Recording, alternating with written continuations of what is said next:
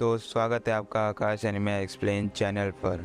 तो आज मैं एक्सप्लेन करने वाला हूँ demon slayer first season episode number 1, 2, 3। तो फर्स्ट एपिसोड की शुरुआत में हम देखते हैं तांजीरो को, जो अपनी बहन नेजुको को अपने कंधे पे उठाकर कहीं लेके जा रहा होता है। भी हमें कुछ देर पहले का सीन दिखाया जाता है। यहाँ पर तांजीरो घर में चारकोल बेचने के लिए जा रहा होता है, लेकिन तभी उसकी माँ बाहर आकर बोलती है कि आज जाने की ज़रूरत नहीं है, आज बहुत है जिसकी वजह से तुम्हें सर्दी हो सकती है। लेकिन तांजीरो बोलता है कि क्रिसमस नज़दीक आने वाला है, जिसकी वजह से मुझे पैसे कमाने होंगे ताकि मैं अपने भाई बहनों को गिफ्ट दे सकूं।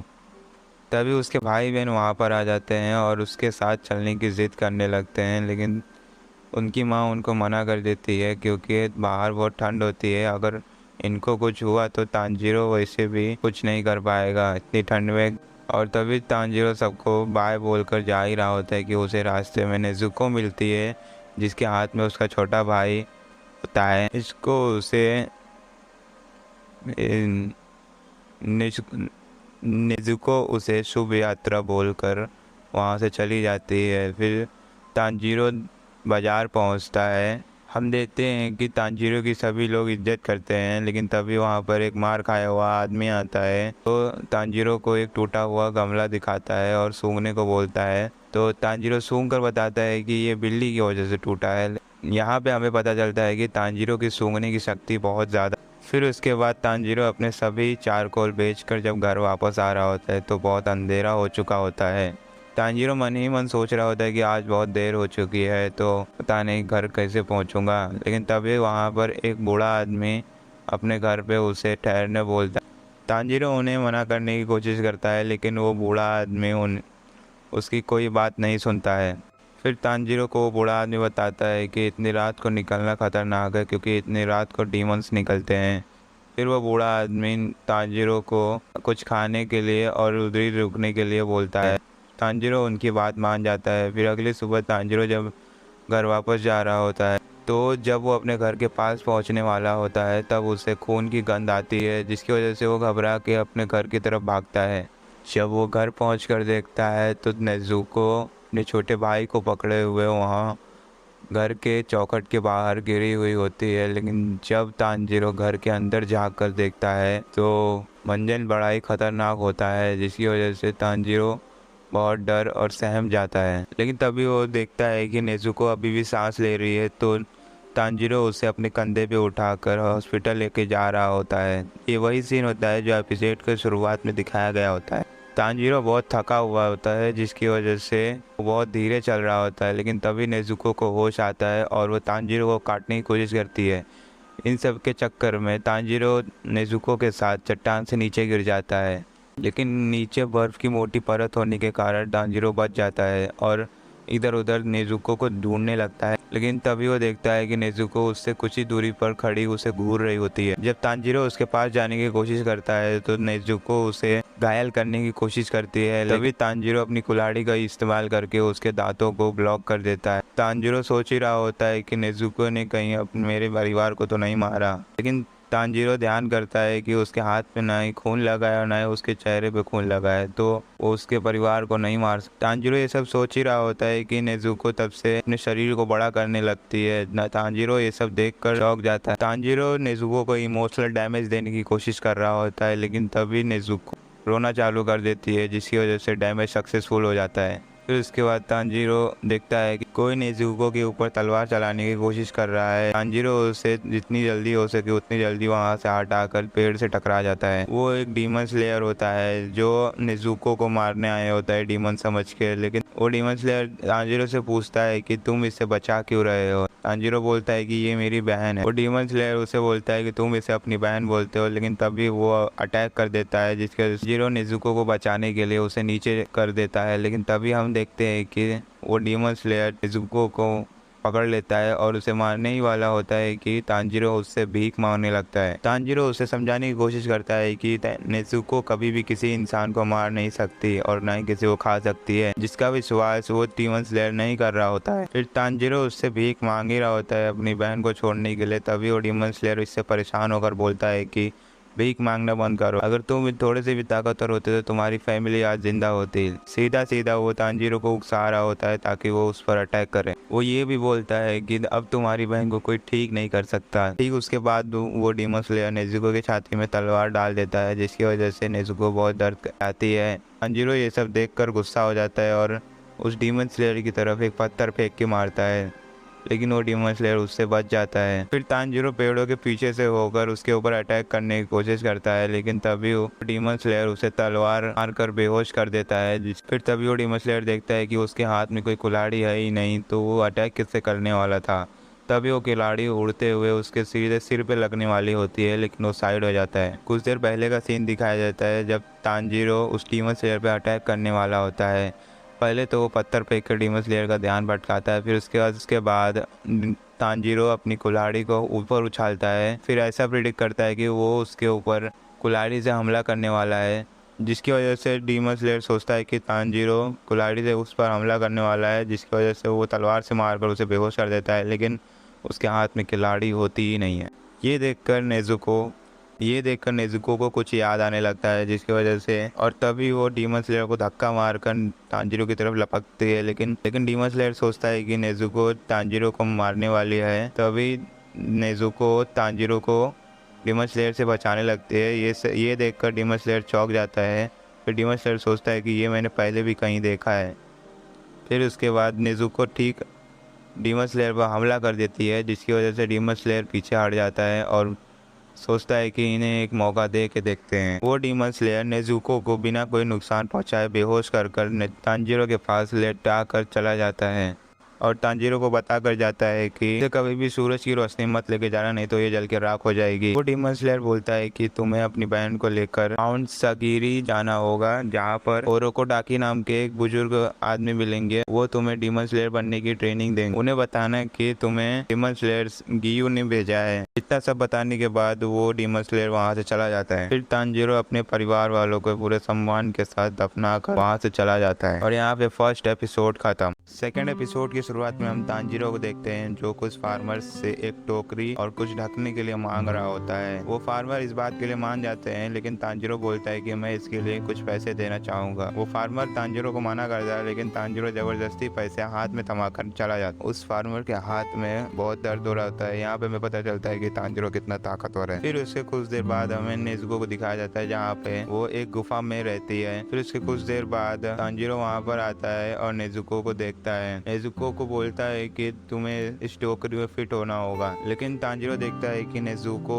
टोकरी के हिसाब से बहुत बड़ी होती है। लेकिन तांजीरो तभी बोलता है कि काश कि तुम छोटी हो सकती। नेजुको ठीक उसके बाद बहुत छोटी हो जाती है, जिसकी वजह से टोकरी में आसानी से आ जाती है। वो रास्ते में चलते हुए सभी से माउंट ओगिरी का पता पूछ रहा होता है। उसमें से एक लेडी तांजीरो को बताती है कि तुम्हें जल्दी पहुंचना है तो तुम्हें उस पहाड़ के ऊपर से होकर जाना होगा। चलते चलते उन्हें रात हो जाती है। तभी तांजीरो को एक टेंपल दिखता है, जहाँ पर उसे खून की गंध आ रही होती है। जब वो टेंपल के अंदर जाकर देखता है तो एक डीमन सभी इंसानों को खा रहा होता है। ये देखकर तांजीरो डर जाता है और उसके कंधे से वो टोकरी गिर जाती है, जिसकी वजह से वो दानव पीछे मुड़कर देखता है और बोलता है ये रास्ता मेरे कब्जे में है, जिसको भी इस रास्ते से गुजरना है उसे कीमत चुकानी होगी। तांजीरो ये देख के बोलता है कि ये तो डीमन है। फिर हमें नेजुको को दिखाया जाता है, जो उन लाशों को देखकर अजीब बिहेव कर रही होती है। फिर उसके ठीक बाद वो डीमन तांजीरो पे हमला कर देता है। फिर तांजीरो अपनी बचाव में अपनी कुल्हाड़ी निकालकर गले पे वार करता है, जिसकी वजह से उस डीमन का गला कट जाता है। लेकिन कुछ ही देर बाद वो पूरी तरह से एकदम ठीक हो जाता है। फिर वो डीमन तांजीरो पर भारी पड़ रहा होता है, जिसकी वजह से तांजीरो नीचे गिर जाता है और वो डीमन तांजीरो को मारने ही वाला होता है कि तभी नेजुको आकर उस डीमन के सिर को इतनी जोर से किक मारती है कि उसके शरीर से उस डीमन का सर अलग हो जाता है। तांजीरो ये सब देख के घबरा जाता है और नेजुको को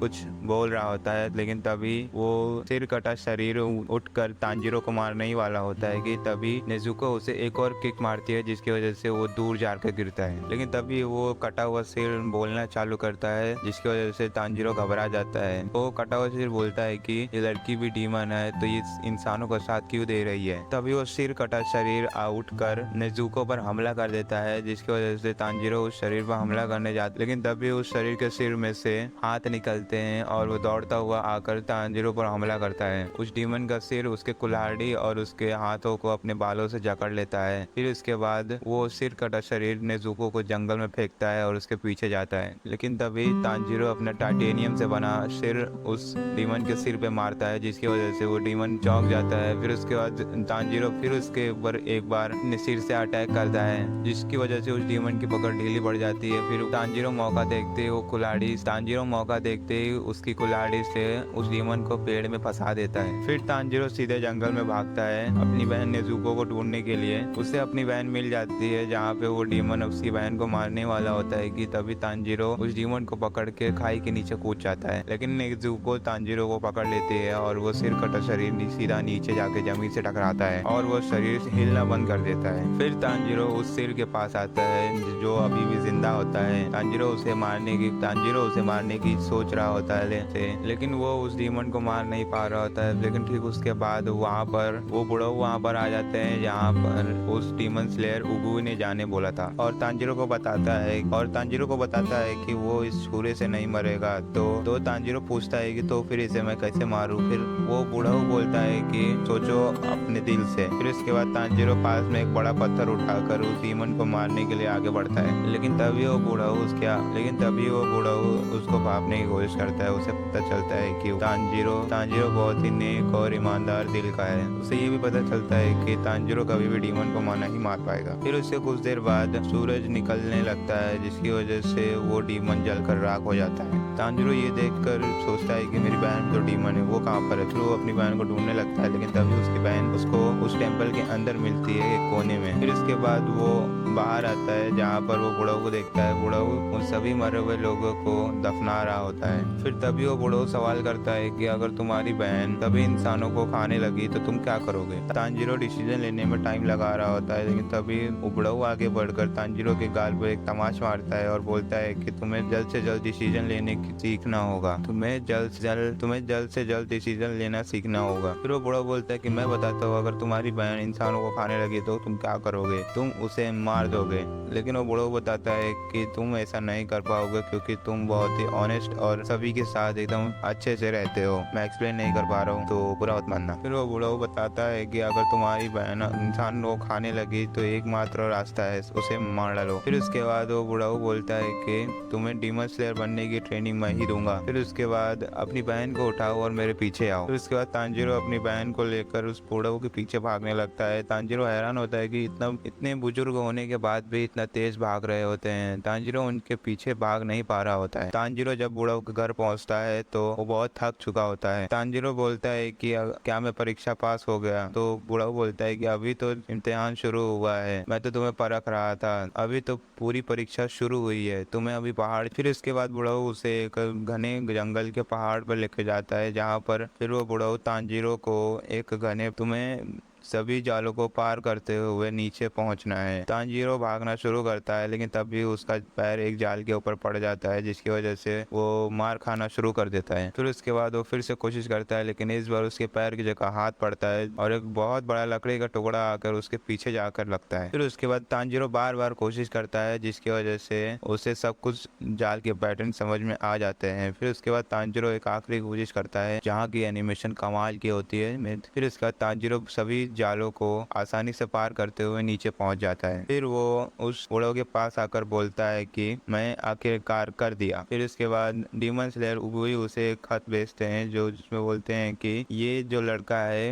ये अपनी बहन को ठीक करना चाहता है और डीमन स्लेयर में भर्ती होना चाहता है। और यहीं पे सेकेंड एपिसोड खत्म। थर्ड एपिसोड की शुरुआत में हम देखते हैं तांजीरो किसी बुक में कुछ लिख रहा होता है और नेजुको बाजू में बैठी सो रही होती है। फिर मास्टर ओकुडाकी बताते हैं कि सबसे पहला डीमन हजारों साल पहले दिखा था और बताते हैं कि डीमन स्लेयर की आइडेंटिटी हमेशा रहस्यमय होती है, मतलब कोई जान नहीं सकता कि उनकी आइडेंटिटी और उनका नाम क्या है। और डीमंस के बारे में भी बताते हैं कैसे वो अपने घावों को ठीक और इंसानों को मारते हैं। फिर मास्टर ओकुडाकी बताते हैं कि सभी मास्टर अलग अलग तरीके से अपने स्वॉर्ड्स की ट्रेनिंग ट्रेनिंग देते हैं, लेकिन मास्टर ओकुटाकी बताते हैं कि डीमन स्लेयर कॉर्प में शामिल होने के लिए तुम्हें माउंट फूजी का साने की परीक्षा को पार करना होगा, तभी तुम डीमन स्लेयर कॉर्प को ज्वाइन कर पाओगे। फिर तांजीरो अपनी ट्रेनिंग शुरू करता है और सभी जालों को बड़ी आसानी से पार करते हुए सीधे पहाड़ की चोटी से नीचे आ जाता है। फिर तांजीरो अपनी स्वॉर्ड को स्विंग कर रहा होता है 1000 बार, तभी मास्टर पीछे से आके बोलते हैं 500 बार और करो। फिर यही सुनते हैं तांजीरो की हवा टाइट हो जाती है। फिर तांजीरो अपनी ट्रेनिंग पूरी करके जब घर वापस आता है, फिर तांजीरो की स्वॉर्ड ट्रेनिंग शुरू होती है। फिर उसके बाद मास्टर उसको बताते हैं कि अगर तलवार थोड़ी सी भी काट मुड़ी तो तलवार टूट जाएगी, अगर तलवार टूटी तो मैं तुम्हारी हड्डियां तोड़ूंगा, जितनी तलवार टूटेगी उतनी तुम्हारी हड्डी टूटेगी, संभल के यूज करना। फिर तांजीरो जब ओकुटाकी के ऊपर हमला करता है तब मास्टर ओकुटाकी उसे बड़ी आसानी से हरा देते हैं। फिर उसके अगले दिन का सीन दिखाया जाता है जहाँ पर फिर उसके अगले दिन तांजीरो को बताया जाता है कि उसे आज ब्रीदिंग टेक्निक सिखाई जाएगी, जहाँ पे उसे ब्रीदिंग। फिर जब तांजीरो अपनी ब्रीदिंग टेक्निक को यूज करने की कोशिश करता है तो वो गलत करता है, जिसकी वजह से मास्टर ओकुटाकी उसके पेट में बहुत जोर से मारते हैं। तांजीरो जितनी बार भी गलती करता है उतनी बार मास्टर ओकुटाकी उसे पेट पे मारते रहते हैं, जिसकी वजह से उसके पेट में बहुत दर्द होता है। फिर तांजीरो को वाटर ब्रीथिंग टेक्निक सिखाने के लिए मास्टर ओकुटाकी उसे एक झरने के पास लेके जाते हैं, लेकिन तांजीरो कूदने से डर रहा होता है, जिसकी वजह से मास्टर ओकुटाकी उसे धक्का दे देते हैं पानी के अंदर। फिर तांजीरो अपनी कोशिश जारी रखता है, झरने के नीचे खड़े होकर आसन करने की कोशिश कर रहा होता है, लेकिन फिर उसका हमें दिखाया जाता है कि नेजुको पिछले 6 महीने से सो रही होती है। मास्टर ओकुटाकी नेजुको को एक हॉस्पिटल लेके जाते हैं, जहाँ पे डॉक्टर भी कुछ नहीं बता पाता है कि वो इतने महीने से क्यों सो रही है। फिर तांजीरो अपनी पूरी ट्रेनिंग को एकदम अच्छे से कर रहा होता है, साथ ही साथ वो ब्रीथिंग टेक्निक पर भी ध्यान दे रहा होता है, जिसकी वजह से फिर उसके अगले दिन का समय दिखाया जाता है जहाँ पे तांजीरो स्वॉर्ड ट्रेनिंग और पहाड़ से नीचे उतरने का कोशिश कर रहा होता है। जब तांजीरो सही सलामत पहाड़ के नीचे आ जाता है तब मास्टर ओकुटाकी उसे एक पत्थर के पास लेके जाते हैं और बोलते हैं कि इस पत्थर को 2 टुकड़ों में काटो इस तलवार की मदद से, लेकिन तांजीरो बोलता है कि ये तलवार तो बहुत छोटी है। फिर मास्टर ओकुटाकी बताते हैं कि अगर तुमने इस पत्थर को 2 टुकड़े में काट दिया तो मैं तुम्हें फाइनल सिलेक्शन में जाने दूंगा। तांजीरो उस पत्थर पर लगातार वार करता है, जिसकी वजह से वो कांपने लगता है, लेकिन वो तलवार पर एक खरोच भी नहीं आती। फिर तांजीरो अपनी ट्रेनिंग को हर बार प्रैक्टिस करता रहता है, जिसकी वजह से उसका शरीर और मजबूत हो जाता है। फिर वो पत्थर को एक और बार काटने की कोशिश करता है, लेकिन वो फिर भी नहीं काट पाता है। फिर वहाँ पर मास्टर ओकुटाकी का एक पुराना स्टूडेंट आता है और तांजीरो को बोलता है कि तुम ये गलत तरीके से कर रहे हो। फिर तांजीरो बोलता है कि मैं हर रोज ट्रेनिंग करता हूँ। फिर उसके बाद फिर वो पुराना स्टूडेंट तांजीरो पर हमला कर देता है, जिसकी वजह से तांजीरो घायल हो जाता है, जिसकी वजह से तांजीरो दूर जाकर गिरता है। फिर वो पुराना लड़का बोलता है कि मुझ पे हमला करो, लेकिन तांजीरो बोलता है कि तुम्हारी स्वॉर्ड तो लकड़ी की है, जिसकी वजह से मैं तुम्हें नुकसान पहुंचा सकता हूँ। फिर वो पुराना लड़का हंसने लगता है और बोलता है कि अगर तुम मुझे एक स्क्रैच भी दे पाए तो तुम जीत गए। फिर उसके बाद वो पुराना लड़का तांजीरो पर हमला कर देता है, जिसकी वजह से तांजीरो अपने बचाव में हमला करता है। फिर उसके बाद दोनों में लड़ाई शुरू हो जाती है, जिसकी वजह से पुराना लड़का जीत रहा होता है। तांजीरो देखता है कि वो बहुत तेज और ताकतवर है, जिसकी वजह से तांजीरो उसे देख नहीं पा रहा होता है कि वो कहाँ से अटैक करने वाला है। फिर उसके बाद तांजीरो को नीचे गिराकर बोलता है कि तुम्हें ये वो पुराना लड़का तांजीरो को नीचे गिराकर बोलता है कि तुम्हें ये सिखाया मास्टर ओकुटाकी ने, जिसके बाद तांजीरो हैरान होता है कि इसी कैसे पता है कि मास्टर ओकुटाकी ने मुझे ट्रेनिंग दी है। फिर उसके बाद वो पुराना लड़का उसके ऊपर फिर हमला करता है, जिसकी वजह से लड़ाई फिर से स्टार्ट हो जाती है दोनों में, जिसकी वजह से फिर तांजीरो को फिर वो पुराने लड़के के हमले की वजह से तांजीरो बेहोश हो जाता है। फिर उसके बाद सीधे रात को उसकी आंख खुलती है, जहाँ पर उसके पास माकोमो नाम की एक लड़की बैठी होती है, वही लड़की होती। फिर वो लड़की बताती है कि तुम्हें कैसे अपनी ब्रीदिंग टेक्निक को कंट्रोल करना चाहिए। फिर उसके बाद तांजीरो उसकी बात सुनकर समझ नहीं पाता है कि वो क्या बोल रही है, जिसकी वजह से तांजीरो अपनी ट्रेनिंग को कंटिन्यू रखता है। फिर उसके बाद वो पुराने लड़के साबिटो से फिर वापस लड़ाई करता है, जहाँ पर तांजीरो बार बार हार रहा होता है क्योंकि वो अपनी ट्रेनिंग ठीक से नहीं कर रहा होता है, जिसकी वजह से अपनी ब्रीथिंग टेक्निक को भी यूज नहीं कर पा रहा होता। फिर तांजीरो साबिटो के साथ ही ट्रेनिंग करना जारी रखता है, जिसको अपनी ट्रेनिंग पूरी करने में पूरे 6 महीने लग जाते हैं। फिर साबिटो अपनी असली स्वॉर्ड लेकर तांजीरो से लड़ने आता है, जहाँ पर तांजीरो और साबिटो दोनों एक साथ एक दूसरे पर हमला करते हैं, लेकिन तांजीरो अपनी स्वॉर्ड को सबसे पहले स्विंग करता है, जिसकी वजह से साबिटो का मास्क 2 टुकड़ों में कट जाता है और साबिटो मुस्कुराने लगता है। फिर उसके बाद साबिटो और उसकी बहन दोनों वहां से चले जाते हैं और यहीं पे 3rd एपिसोड खत्म। अगर वीडियो पसंद आई हो तो लाइक करना, शेयर